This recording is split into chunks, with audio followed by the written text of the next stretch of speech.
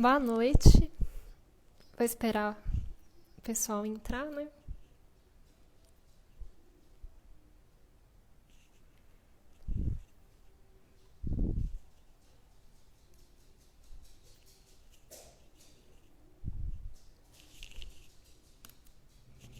Tô só esperando o pessoal entrar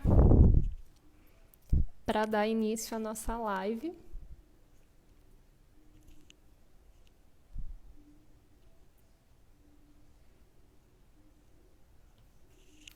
Bom, vamos lá.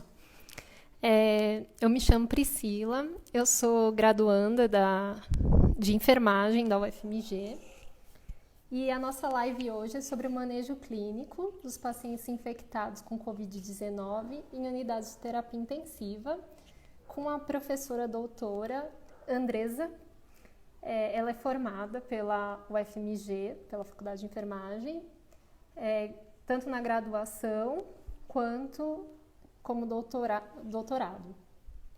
E atualmente ela está coordenando o projeto do curso do qual ela foi idealizadora, né, de manejo clínico de pacientes infectados com Covid-19 em serviços de saúde, né, pela UFMG. Eu vou chamar a professora Andresa aqui.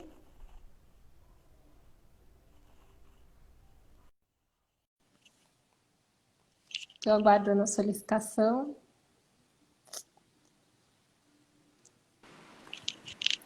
Boa noite, professora. Oi.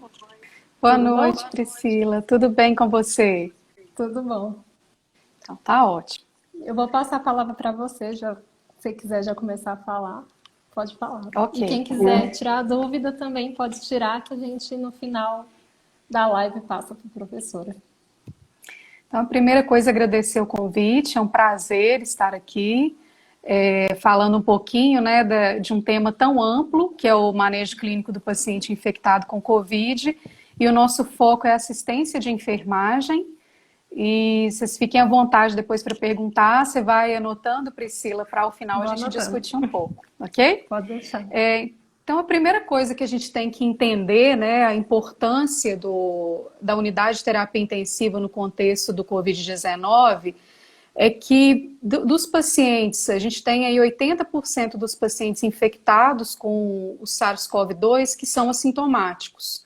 Mas 20% desses pacientes vão demandar internação e desses 5% em unidades de terapia intensiva.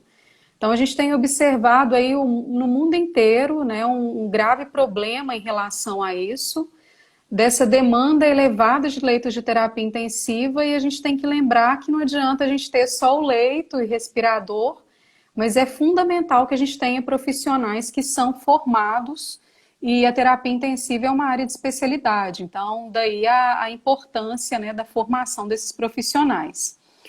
E o que a gente também tem, que é uma questão cultural aqui no país?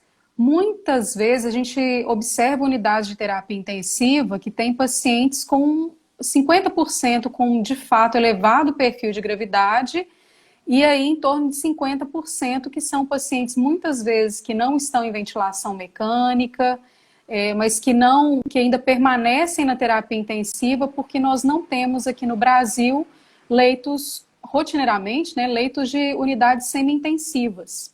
Então, esse é um grave problema. Além disso, é importante a gente lembrar que o SUS ele responde, né, para assistência de 75% da população. E esse é o sistema de saúde que nós temos menos leitos de terapia intensiva. E, além disso, nós temos um outro agravante, que a maioria desses leitos, eles funcionam com uma taxa de ocupação muito elevada, né? Já em torno aí de 80%, 90%. E muitas vezes a gente tem visto essa discussão da taxa de ocupação dos leitos de terapia intensiva, mas é importante a gente lembrar que esse já é um problema que a gente enfrenta há muitos anos, né? Isso não é novo para nós que somos da área de terapia intensiva, essa escolha de quem vai para a UTI.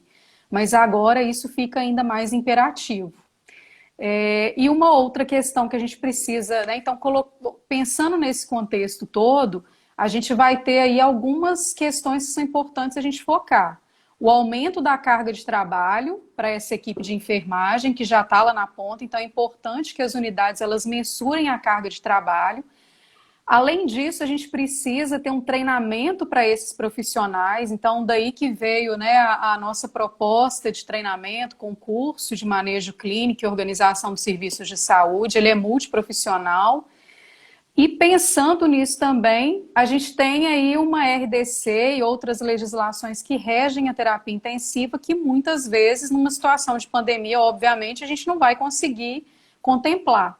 Então, a gente vai precisar formar profissional para que ele tenha uma formação, digamos assim, mínima, porque a gente não tem como formar especialista nessa velocidade, mas que eles consigam atender esses pacientes com esse perfil de gravidade, né?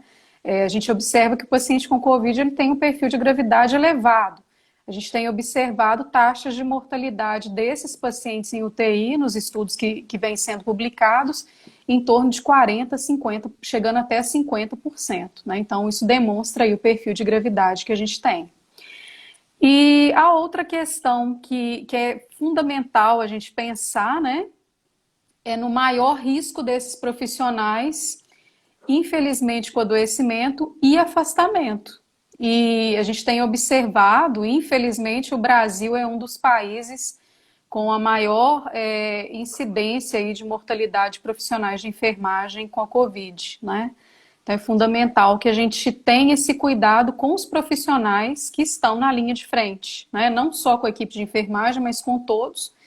E é importante a gente destacar tanto do enfermeiro quanto do técnico de enfermagem, porque eles estão com o paciente 24 horas por dia, em todas as estações, digamos assim, desse cuidado que é realizado. Uhum. E então, assim, para a gente pensar um pouquinho, né, se a gente tem afastamento de profissional em um hospital, a gente pode ter o afastamento dele em mais de um, porque a gente tem também aí vários profissionais de enfermagem e de outras categorias profissionais que trabalham em mais de um hospital, especialmente os que são da área de terapia intensiva, né? De fato, os especialistas. Então é importante a gente destacar isso também. Então o Jorge Salu, né, que vai fazer a live na terça-feira, ele vai trazer isso com uma profundidade maior. Mas por que eu estou colocando isso aqui? Para a gente entender, então, a parte clínica. Onde que o enfermeiro e que o técnico de enfermagem entra aí? A primeira questão que a gente tem que ter clareza é da importância do treinamento desses profissionais, né? Nós temos observado alguns hospitais de campanha que estão lá montados do ponto de vista da infraestrutura, mas que não têm profissionais ainda treinados ou que aceitem trabalhar nesses locais, né? Então, a gente precisa atentar para isso. Uma outra questão é que o enfermeiro, o técnico de enfermagem, independente desse paciente estar lá na atenção primária ou numa UPA, né, na atenção secundária, é importante que ele atente aos sinais clínicos e aos sinais de agravamento desse paciente, né? Isso é fundamental, porque aí esse paciente vai ser encaminhado a tempo. Então, o que esse paciente costuma apresentar? Uma dispneia intensa, né? Além dos outros sinais clínicos, febre, um desconforto ventilatório muito importante. E isso acontece em qualquer local desse cuidado. Então, o profissional que está na ponta e que é o responsável pela coleta dos sinais vitais, que é o enfermeiro e o técnico de enfermagem, é fundamental que eles compreendam esses sinais clínicos. E aí a gente precisa entender também algumas outras questões, né? A metodologia de trabalho do enfermeiro é o processo de enfermagem. Então, daí a importância do histórico de enfermagem e do exame físico. A partir do histórico de enfermagem, ele vai levantar os problemas de enfermagem, do histórico e do exame físico, e pensar os diagnósticos e as intervenções. E a observação desse paciente é uma das prescrições do enfermeiro. Então, é fundamental que ele esteja atento a todo esse contexto, aos exames laboratoriais. A gasometria ela é muito importante nesse caso, né? Exame de raio-x, tomografia, que a gente tem visto. Isso não é só função da equipe médica de fisioterapia, mas todos os profissionais precisam entender esse contexto para que eles proporcionem uma melhor assistência para esse paciente. E aí, o que que a gente precisa pensar, né, do ponto de vista prático? A primeira questão que a gente tem que entender é a da importância do cuidado do profissional. Então, aí entra o cuidado com a paramentação e com a desparamentação, né? Antes de atender esse paciente, o enfermeiro e o técnico de enfermagem, como todos os profissionais de saúde, eles precisam estar atentos a isso. Então, o que que a gente precisa para essa paramentação e para essa desparamentação? A primeira coisa é uma programação. Então, separar todo esse material que o técnico, o enfermeiro e os outros profissionais eles vão precisar. E como que ele vai utilizar essa paramentação? Fazer a higienização das mãos, depois ele vai vestir o capote, a máscara, e aí pode ser cirúrgica ou a N95. Quando a gente pensa no contexto da terapia intensiva, a gente vai pensar na N95 pela dispersão de aerosol, né? Além disso, o óculos, o gorro, ele pode também utilizar a face shield. Várias instituições têm optado, inclusive, por esse outro tipo de paramentação, para que, inclusive, proteja a N95, né? Já que a gente tem observado aí uma reutilização que é necessária diante desse cenário da pandemia. Ele vai colocar o gorro e, por último, ele colocaria a face shield se nesse local estiver disponível. E uma questão que o profissional deve ficar atento é da questão das lesões de pele, porque a paramentação ela vai ser utilizada durante todo o plantão. Então é importante que ele esteja atento para essa prevenção das lesões de pele, né, para não ser mais uma porta de entrada. E no momento da desparamentação é um dos momentos cruciais que a gente tem, porque os estudos eles já nos mostram que os profissionais eles comumente se contaminam no momento da desparamentação. Então é importante que o profissional entenda como que ele vai fazer essa desparamentação para que ele não corra esse risco, tá? E aí como que vai ser essa desparamentação? Ele vai retirar, né, numa sequência esses EPIs e intercalar aí com a higiene de mãos, que é fundamental também. Ele vai retirar a luva dentro ainda da enfermaria com o paciente e retirar o restante da paramentação fora do quarto ou da enfermaria, né? No caso do box do paciente, se for em leito de terapia intensiva, então é importante a gente atentar para isso. Ok até aqui, Pri? Ótimo. Dúvidas? Eu achei legal porque, por enquanto, ninguém teve dúvidas, mas eu achei legal quando você falou do processo de enfermagem, que é uma coisa que a gente vê muito, né, na universidade, durante todos os períodos da enfermagem, e é uma coisa que tem que ficar atento para ser feito durante o serviço, o trabalho, né? Isso mesmo. E assim, a gente tem que tirar um pouco, né? Eu tenho observado isso, o processo de enfermagem é uma área que eu trabalho já há algum tempo também. A gente vê muitas questões que são relacionadas a uma burocratização exacerbada do processo de enfermagem, né? O enfermeiro e o técnico, eles já fazem isso. A questão é que a forma de registrar que a gente precisa ficar muito atento, né? E aí eu pensei numa ordem aqui para a gente começar a discutir a parte clínica, né? Quando a gente pensa que esse paciente pode evoluir com uma síndrome respiratória aguda grave, e aí o que ele vai apresentar para nós? Uma dispneia e uma queda de saturação, piora dos exames laboratoriais, especialmente a gasometria. Se tiver exame de imagem, ele também já pode apresentar alterações, como o Cláudio ontem, né? Foi uma aula excelente, uma live excelente também, que ele tratou muito disso. E aí a gente tem que pensar, né? Onde que a equipe entraria nesse momento?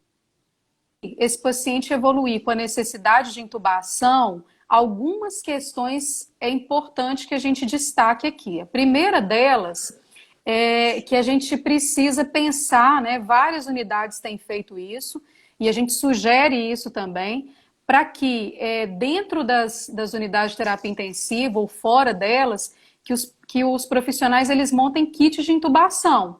Então, já com o material ali todo pronto, lembrando que o paciente precisando de um atendimento de emergência, o profissional ele nunca deve entrar para esse atendimento de emergência sem antes se paramentar. E quando a gente pensa numa intubação, hoje as equipes para que entrem nesse procedimento, elas são muito mais reduzidas.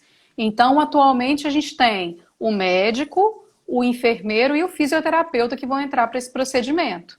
E qual que é o passo a passo para que faça esse procedimento? A primeira coisa, checou o material, tá tudo ok? Então, testou o laringoscópio, já preparou as drogas de intubação em sequência rápida, o que a gente vai utilizar, né?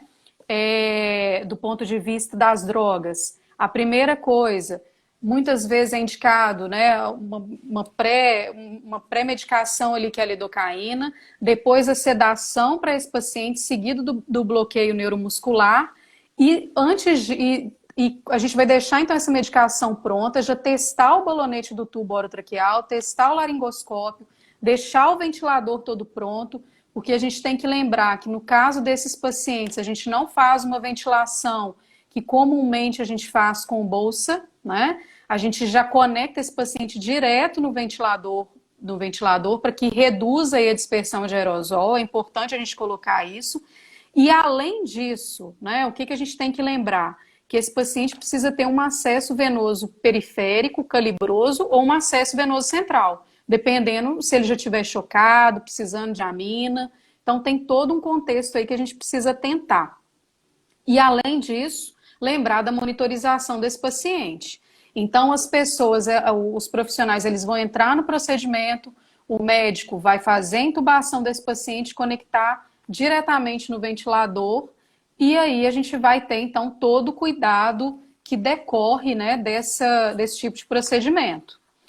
O que é importante a gente pensar, né? E lembrando, né? O médico fez lá a intubação, vai fazer a ausculta. Então, primeiro na região epigástrica, depois a ausculta pulmonar, para checar se o tubo ele está localizado. Nesses pacientes, o que é indicado é que seja feito por profissionais experientes, que é nesse momento o maior risco de contaminação desses profissionais pela dispersão do aerosol, né? Então, é importante a gente colocar isso. E depois que isso tudo então passou, né, uma outra questão que a gente precisa atentar é que esse paciente ele pode demandar, né, dependendo da gravidade dessa síndrome respiratória aguda grave. Ontem o Cláudio falou muito da ventilação protetora, então eu não vou tocar nisso, que ele já tratou ontem muito bem, né, fez todo o aprofundamento. Uma questão importante que vários serviços têm feito é a utilização da posição prona. O que é indicado? A primeira questão, colocar o paciente em prona, que é em decúbito ventral, não é uma questão tão simples assim. Então, os serviços eles têm que preparar um checklist, treinar os profissionais para que isso ocorra, porque existe o risco aí de vários eventos adversos decorrentes desse procedimento. E é um procedimento que tem uma indicação, né? Então, primeira coisa, o que é a posição prona que a gente tem visto tanto? É a manobra da posição supina para o decúbito ventral. E ela tem que ser toda programada com a equipe, né? Tem uma indicação, tem um momento para esse paciente utilizar a posição prona. E qual momento que é esse? Para melhorar a oxigenação e a acidose respiratória, né? A gente tem visto benefícios, mas é importante a gente colocar que a equipe tem que estar muito bem treinada. Porque muitas vezes a gente pode pensar assim, nossa, vai trazer um benefício, mas se a equipe não tiver treinada, esse paciente pode ter eventos adversos graves e aí piorar o quadro clínico dele. Então, antes disso, tem toda uma programação, né, Pri? Uhum. E uma questão importante, tem um momento para fazer, né, que é indicado para a posição prona, que são as primeiras 48 horas da ventilação mecânica, né? Então, tem essa indicação. E o que a gente vai fazer a monitorização? E aí entra mais uma vez, né, falando do enfermeiro, a questão do processo de enfermagem. A monitorização dos exames laboratoriais, especialmente a gasometria, e também ele avaliar os exames de imagem junto com a equipe. Isso é um trabalho conjunto, né? O enfermeiro intensivista, se ele não trabalhar em equipe e aí envolver também o técnico de enfermagem, a gente não vai ter sucesso com isso, né?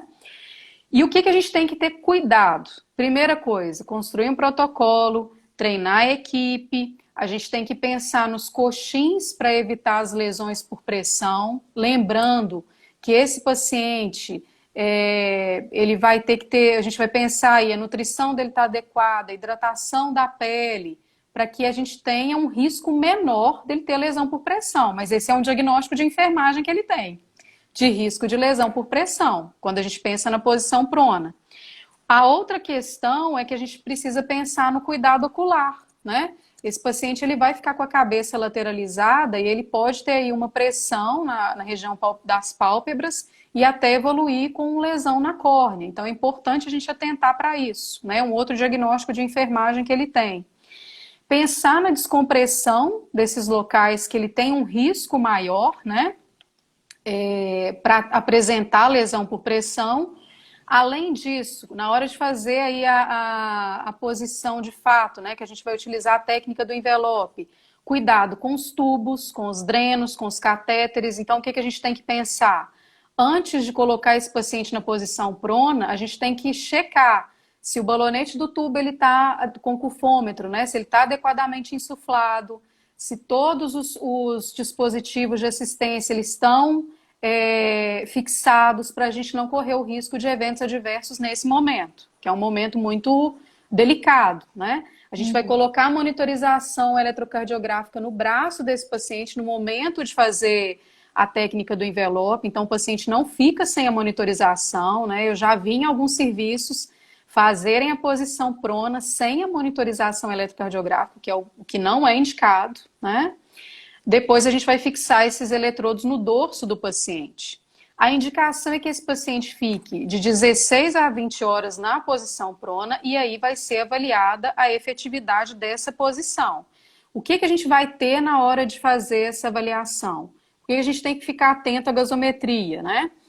A gente espera aí uma melhora na proporção da pressão arterial de O2 e na fração inspirada de oxigênio maior que 20% em relação ao que o paciente estava anteriormente.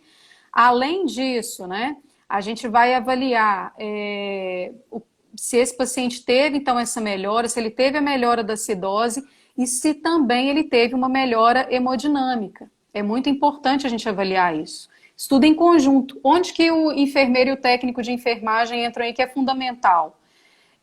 É o enfermeiro e o técnico de enfermagem que está à beira-leito. Então ele vai ter que pensar como que vai acontecer o acompanhamento desses sinais vitais e desses exames laboratoriais para que o paciente tenha então sucesso e que toda a equipe avalie a efetividade dessa posição para aquele paciente. E um outro ponto importante é que antes da realização da posição prona, do ponto de vista nutricional, né, muitas vezes esse paciente recebe aí uma nutrição interal, né? É fundamental que a gente pause a dieta 1 hora antes, para que esse paciente, que ele vai ter um risco aí de aspiração, e a gente não quer que esse risco ele se transforme, né, num problema para nós, né? Sim. Porque esse paciente já tem um pulmão acometido, então a gente não quer que ele tenha aí uma pneumonia aspirativa. Então é importante a gente pausar a dieta 1 hora antes. Além disso, né, a gente vai avaliar com a equipe médica, se o médico indicar a prescrição de procinéticos, que vai ocorrer aí de 6 em 6 horas. A gente pode checar a prescrição antes e discutir com a equipe médica. E depois que ele foi para a posição prona, a gente vai seguir a dieta de acordo com o objetivo nutricional que foi pensado para esse paciente. Então, em relação à posição prona, tem alguma coisa, Pri, que eu esqueci de falar? Eu acho que não, mas tem uma dúvida. Da Diga, pode Adriana falar. Barbosa. Sim. Ela perguntou se colocar o paciente em prona após 48 horas de ventilação mecânica, se não tem benefício ou é benefício reduzido. Os estudos apontam para nós que vai ser um benefício reduzido, mas não quer dizer que o paciente não tenha benefício. E uma outra questão que é importante a gente colocar aqui, né? Em se tratando de paciente com Covid, o que a gente tem da posição prona, por exemplo, são os estudos anteriores. E daí a importância da gente fazer novos estudos com os pacientes que têm esse diagnóstico para a gente avaliar se tem o benefício ou não, né? E além disso também, estudos clínicos, como a gente colocou, né, quando a gente teve a live lá com o Alexandre, é fundamental que a gente faça isso. É muito mais difícil a gente, além da questão clínica, a gente também desenvolver estudos que são clínicos. Mas é isso que faz com que a gente tenha aí melhores evidências científicas para qualquer cuidado, né? Então é importantíssimo a gente incentivar que as pessoas, além do cuidado, elas também anotem esses dados, coletem esses dados, transformem isso em pesquisa, para que a gente tenha aí evidências científicas mais consistentes para cada um desses cuidados, né? É importante a gente tratar disso. A gente tem mais uma dúvida, que é da Dani. Ela falou que ela já viu em algumas instituições utilizar o Ambu conectado ao filtro EPA. E se você acha que isso é seguro? Algumas instituições têm colocado, sim. Se a gente tiver o filtro EPA, ok. Mas é importante a gente lembrar que esse paciente, quanto menos desconexão a gente fizer, melhor benefício ele vai ter, né?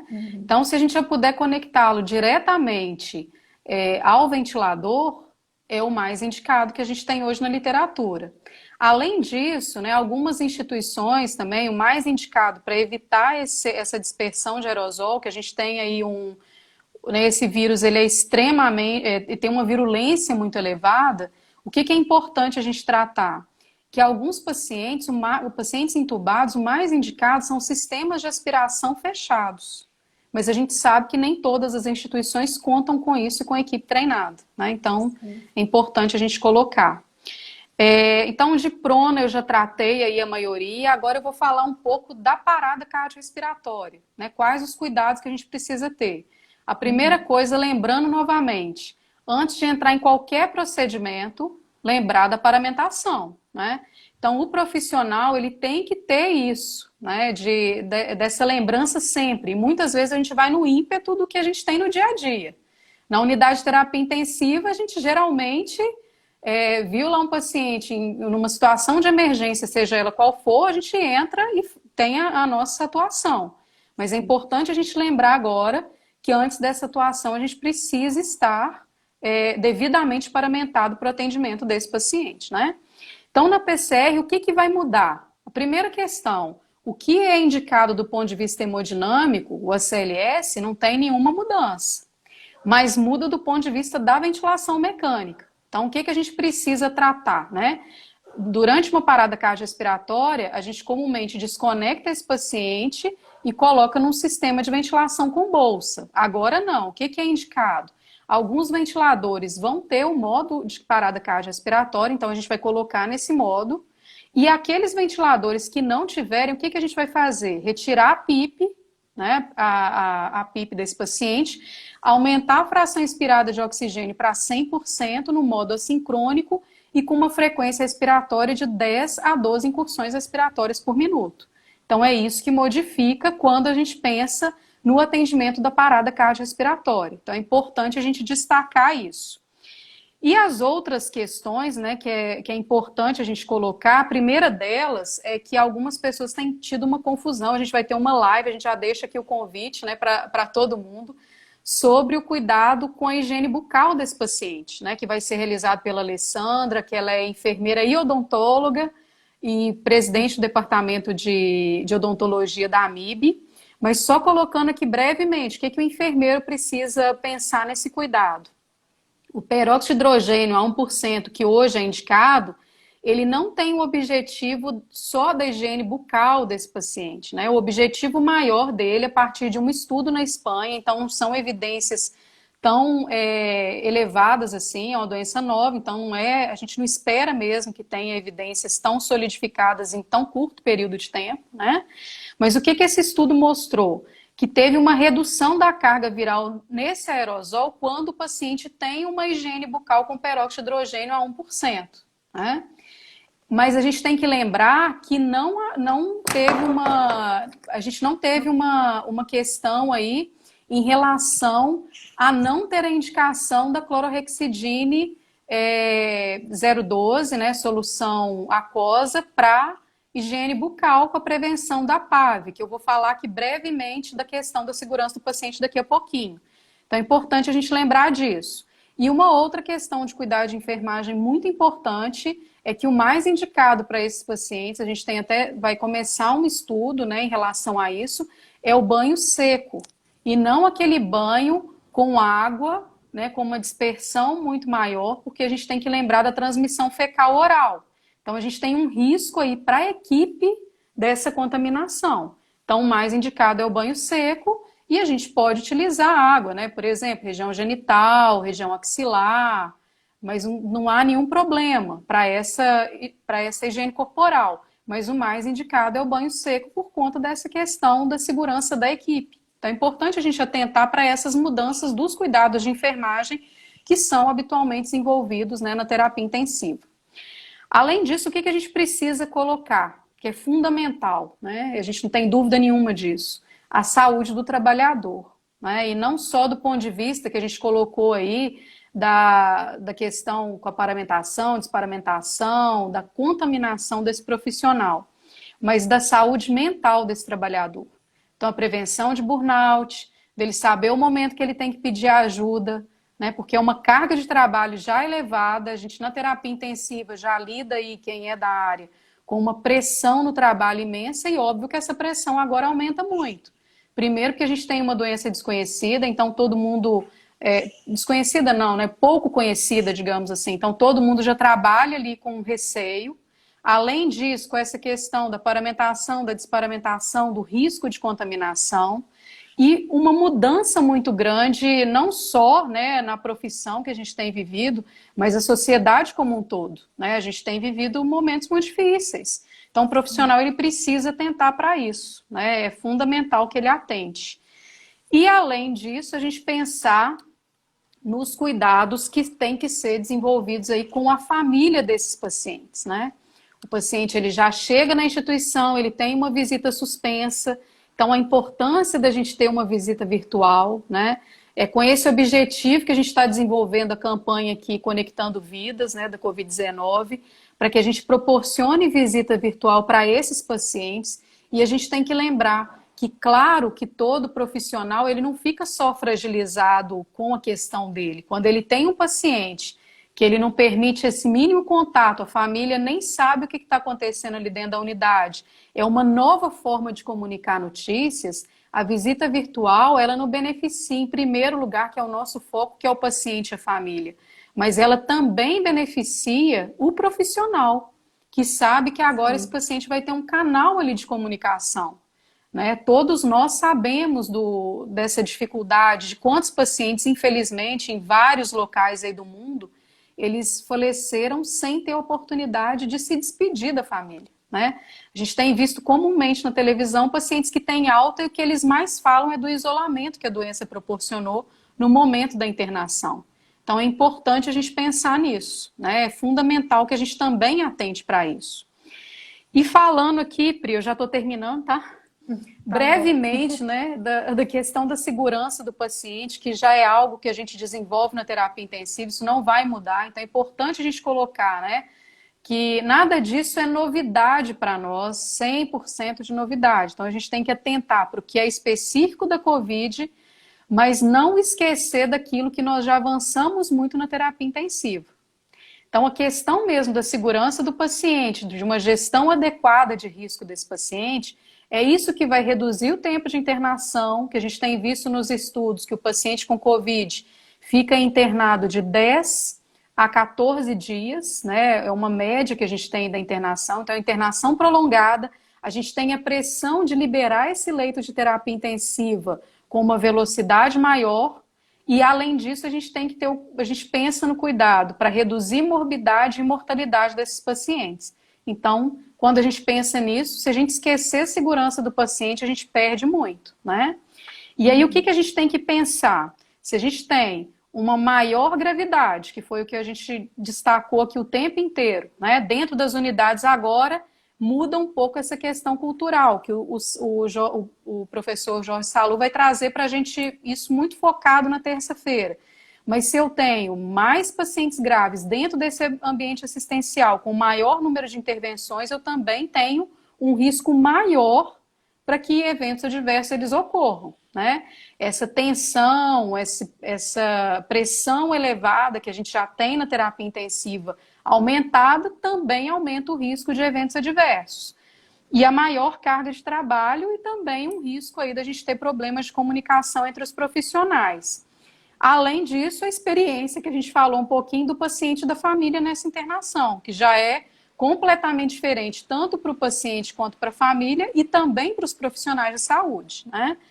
e a gente tem uma média de internação elevada desses pacientes. Então, o que que a gente tem que pensar, né? O que que a gente vai prevenir? O mesmo que a gente já trabalha. Lesão por pressão, que a gente já falou aqui. E aí eu só queria destacar, né? A maioria dos pacientes com a forma grave de Covid são idosos. Idosos já têm um risco mais elevado de lesão por pressão. Então é importante que a gente atente para isso. E lembrando que se esse paciente tiver uma lesão por pressão, isso aumenta o tempo de internação e também o risco dele ter complicações em decorrência desse evento adverso, né? Além disso, o que a gente precisa prevenir? Que é uma coisa que a gente não quer de jeito nenhum, extubação acidental, né? Não é o que a gente quer de forma alguma. A perda de sonda, catéter, barotrauma, pneumotórax, né? Ainda mais que a gente tem uma questão aí muito focada na parte ventilatória desse paciente. Do ponto de vista de infecção, o que a gente vai querer prevenir? Pneumonia associada à ventilação mecânica é a primeira coisa que a gente pensa. Então, atentar para a higiene bucal, né, em relação a isso. Mais do que isso, o que a gente tem que pensar? A gente já tem um paciente que tem um pulmão infiltrado, já tem febre. E aí ele pode apresentar pneumonia associada à ventilação mecânica e ninguém pensar nisso, né? Então, é um risco que a gente corre. Né? Evoluir para uma sepse, né? Então, a gente quer prevenir isso. Então, todos os cuidados, elevar a cabeceira, 45 graus, higiene bucal adequada, prevenção de aspiração, isso tudo a gente também quer com esse paciente, é o que a gente já faz na terapia intensiva. Mas agora a gente ainda tem, a gente não quer que esse paciente tenha mais esse agravamento do quadro clínico, né? Né, então, pensando então nessas questões clínicas todas, a pneumonia associada à ventilação mecânica, a gente precisa ficar muito atento, né?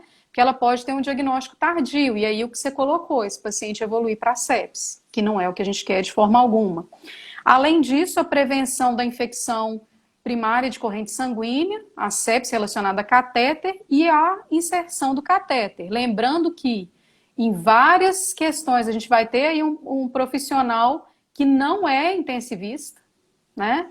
E ele vai ter mais dificuldade do procedimento em si e da manipulação das linhas venosas. Então é importante a gente pensar nesse treinamento dos profissionais. E da infecção do trato urinário, que pode levar o paciente também a ter uma sepse. A gente tem visto aí complicações da Covid neurológicas, cardiovasculares, da questão da coagulação, que esses pacientes podem apresentar também esses problemas. Além disso, né? A gente tem pacientes apresentando problemas renais, dependentes até de hemodiálise, evoluindo com insuficiência renal aguda. Então, isso tudo traz para nós um quadro em que é preciso a gente atentar para essa gestão de risco, né, desse paciente. E o que a gente também tem que pensar? Esse paciente vai utilizar vários medicamentos, né? Então, ele pode utilizar medicamentos para arritmias, e a gente tem que pensar aí que a gente não vai abrir mão da prevenção, né, de trombose venosa profunda, né, para esse paciente. Além disso, a gente tem que pensar aí no delírio, na abstinência, lembrando que esse paciente com delírio, né, a gente vai ter mais idoso. Então, é importante a equipe atentar para isso. E isso tudo, então, o profissional ele precisa dar conta de gerenciar esse risco e pensando aí na segurança do paciente, né, todos os profissionais eles têm a sua importância, mas o enfermeiro ele assume esse papel de gestor do cuidado junto com a equipe técnica, que ele está ali às 24 horas, então é importante que a equipe toda atente para isso, né? E é importante a gente colocar a necessidade de treinamento, por isso que o nosso grupo tem trabalhado, né, com a questão do curso, trabalhado no e-book, que é um guia prático de consulta rápida para esse profissional, para que, de fato, a gente consiga contribuir e colaborar para que o paciente tenha aí a melhor assistência dentro da situação que a gente tem de pandemia e, obviamente, né, de um volume menor de profissionais com uma sobrecarga de trabalho muito maior. Então, era isso que eu tinha para trazer hoje. E aí eu estou à disposição se quiser discutir mais alguma coisa, perguntas dos participantes. Não teve tanta pergunta, teve bastante elogio, né? Que bom. As suas falas. Só dar um olá aí para o pessoal do Comitê Estudantil da ABEM, né? Que eles Ah, estão que presentes. ótimo! Que bom que vocês estão aqui com a gente fica feliz. E, no geral, eu acho que foi isso mesmo. Não teve muita dúvida, teve mais confirmação das informações, né, que a gente teve aqui. E eu vou agradecer, né, por você ter tirado esse tempinho na agenda para fazer essa live tão esclarecedora, né, para gente que está na área da saúde. E é isso. Eu agradeço, de verdade. Que bom.